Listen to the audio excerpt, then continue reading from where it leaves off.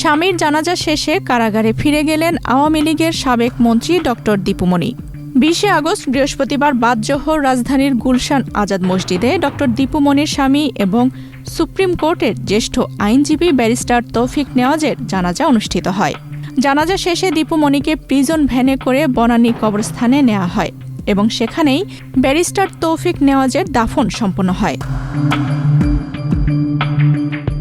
এরপর বিকেল 3:15 বনানী থেকে দীপু মনিকে বহনকারী প্রিজন ভ্যানটি মুন্সিগঞ্জ কারাগারের উদ্দেশ্যে রওনা হয়।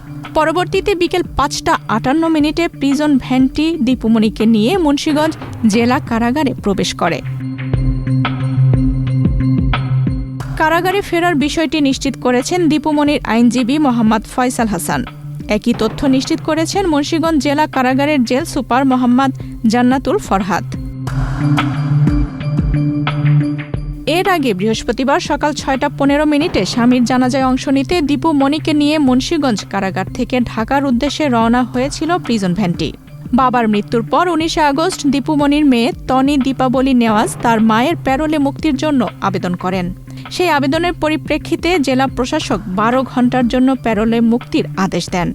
20 আগস্ট সকাল 6টা থেকে সন্ধ্যা 6টা পর্যন্ত এই প্যারোলের সময়সীমা নির্ধারণ করা হয়।